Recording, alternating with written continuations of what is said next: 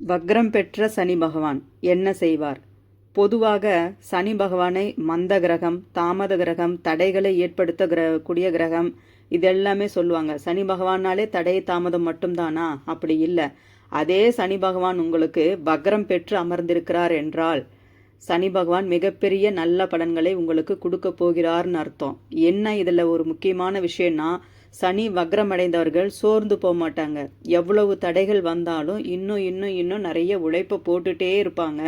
ஆனால் அவங்களுக்கு உண்டான கிரெடிட் கிடைக்கிறதுல கொஞ்சம் லேட் ஆகும். இந்த கிரெடிட் எப்போ அவங்களுக்கு கிடைக்கும் அப்படின்னா, அவங்களுடைய உழைப்பு எல்லாமே ஒரு டெபாசிட் பண்ணப்பட்ட ஒரு உழைப்பாக தான் இருக்குது.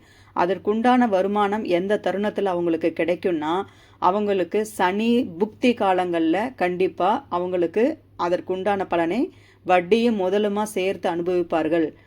இத்தனை நாள் உழைத்த உழைப்புக்குண்டான அனைத்து உங்களுக்கு நன்மைகளும் அவருடைய புக்தி காலங்களில் உங்களுக்கு கொடுத்து மிக உயர்ந்த இடத்தை அடைய வைப்பார். ப்ரமோஷன் ஆகட்டும், நல்ல வருமானமாகட்டும், பதவி உயர்வாகட்டும், எதுவாக இருந்தாலும் அவருடைய புக்தியில்